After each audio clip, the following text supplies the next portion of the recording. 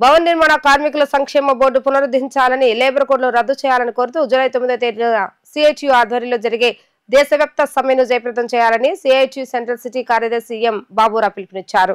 కూటమి ప్రభుత్వం తక్షణమే భవన నిర్మాణ కార్మికుల సమస్యలను పరిష్కరించి కార్మికులందరికీ ఉపాధి కల్పించాలని డిమాండ్ చేశారు. తక్షణమే సంక్షేమ బోర్డు సంక్షేమ పథకాల పట్ల ముఖ్యమంత్రి నారా చంద్రబాబు నాయుడు నోరు విప్పాలని, లేకపోతే కార్మికుల ఆగ్రహాన్ని గురి కావాల్సి వస్తుందని ఆయన హెచ్చరించారు.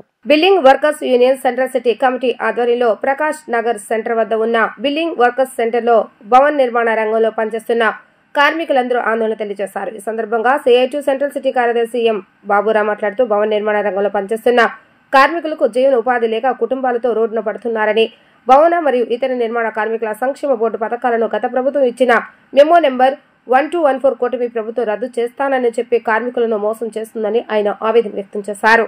అధికారంలోకి వచ్చే సంవత్సరం గడుస్తున్నా నిర్మాణ రంగంలో పనిచేసే కార్మికుల సమస్యలపై ఒక మాట కూడా కూటమి ప్రభుత్వం మాట్లాడకపోతే దుర్మార్గమని, సంక్షేమ బోర్డును పునరుద్ధరించడానికి ఎదురవుతున్న ఆటంకం ఏంటో కూటమి ప్రభుత్వం కార్మికులకు చెప్పాలని అన్నారు. తక్షణమే సంక్షేమ బోర్డు సంక్షేమ పథకాల పట్ల ముఖ్యమంత్రి నారా చంద్రబాబు నాయుడు నోరు విప్పాలని, లేకపోతే కార్మికుల ఆగ్రహానికి గురి కావాల్సి వస్తుందని ఆయన హెచ్చరించారు. దేశవ్యాప్తంగా కార్మికులకు అమలవుతున్న పలు కార్మిక చట్టాలను మోడీ ప్రభుత్వం యాజమాన్యాలకు అనుకూలంగా, కార్మికులకు వ్యతిరేకంగా 4 లేబర్ కోడ్స్ గా మార్చిందన్నారు. ఇవి అమలైతే సంక్షేమ బోర్డులు నిర్వీర్యం అవుతాయి. కేంద్ర ప్రభుత్వం తీసుకున్న కార్మిక వ్యతిరేక విధానాలపై కూటమి ప్రభుత్వం మోడీకి వత్తాసు పలుకుతూ కార్మికులకు తీవ్ర అన్యాయం చేస్తుందని ఆయన ఆరోపించారు. విజయవాడలో ఈరోజు 13వ రోజుకి సమ్మె చేరింది. రాష్ట్ర వ్యాప్తంగా మున్సిపల్ ఇంజనీరింగ్ కార్మికుల పోరాటం ఉధృతమైంది. మానవహారాలు ఈరోజు అన్ని చోట్ల ఏర్పాటు చేశారు. రాష్ట్ర ప్రభుత్వం నేనమేషాలు లెక్కిస్తూ ఉంది. ఇంజనీరింగ్ కార్మికులకి గత 7 ఏళ్లుగా అన్యాయం జరుగుతూ ఉంది. నైపుణ్యానికి తగిన విధంగా జీతాలు చెల్లించట్లేదు. కేటగిరీలు నిర్ణయించడంలో అన్యాయం జరిగింది. దీన్ని సరిదిద్దమని చెప్పి గత 7 సంవత్సరాలుగా సిఐటి అనుబంధ సంఘం ప్రభుత్వాల మీద ఒత్తిడి తీసుకొస్తూ ఉంది. ప్రభుత్వాలు మాత్రం దోబూసులాడుతున్నాయి. పారిశుద్ధ్య కార్మికులు, ఇంజనీరింగ్ కార్మికుల మధ్య విభజన తీసుకొచ్చి అడ్డుగోడ కట్టి ఇంజనీరింగ్ కార్మికులకు అన్యాయం చేస్తున్నారు. ఎప్పటికైనా రాష్ట్ర ప్రభుత్వం వెంటనే స్పందించాలి. ఇంజనీరింగ్ కార్మికుల జీతాలని 36 జీవో ప్రకారం పెంచాలి.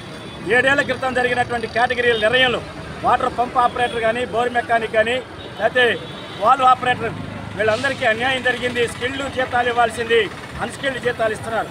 మిగిలిన వాళ్ళకి స్కిల్డ్ జీతాలు ఇవ్వాలి, కానీ వాళ్ళకి సెమీ స్కిల్డ్ జీతాలు ఇస్తున్నారు. ఇప్పుడు పార్కుల వాళ్ళు ఈరోజు ఏడాది కాలం అయింది వాళ్ళకి జీవో వచ్చి. ఏడాది కాలంగా విజయవాడలో 21,000 రూపాయలు ఇవ్వకుండా కేవలం 15,000 రూపాయలు ఇచ్చి దగా చేస్తూ ఉన్నారు. అట్లాగే మెకానికల్ కానీ, వెల్డర్లు కానీ వీళ్ళందరూ కూడా చెత్తదోలే వాహనాలకు ఎక్కువ భాగం రిపేర్లు చేస్తున్నారు. మరి శానిటేషన్ విభాగంలో పరిధిలోకి వస్తారు. అటువంటి వాళ్ళకి 24,500 జీతం ఇవ్వాలి, కానీ 18,500 ఇస్తూ ఉన్నారు. ఇటువంటి వాటిని సరిదిద్దండి. లేని పక్షంలో రాబోయే రోజుల్లో పోరాటాలు ఉధృతం చేస్తాం. రేపు అన్ని చోట్ల అర్ధనగర ప్రదర్శనలు, 9వ తారీఖు దేశవ్యాప్తంగా జరుగుతున్న సమ్మెలో మున్సిపల్ కార్మికులు పాల్గొంటారు. 11 మోటార్ బైక్ ర్యాలీలు, 12 అర్ధరాత్రి నుంచి ప్రభుత్వం సానుకూలంగా స్పందించి జీతాలు పెంచి కేటగిరీలు సరిచేయకపోతే 12 అర్ధరాత్రి నుంచి నిరవధిక సమ్మెకి వెళ్తాం. దానికి పూర్తి బాధ్యత ప్రజలకు ఏ రకమైన అసౌకర్యం వచ్చినా, ఇబ్బందులు వచ్చినా దానికి నైతిక బాధ్యత ఈ ప్రభుత్వం వహించాలని చెప్పి హెచ్చరిస్తా ఉన్నాం.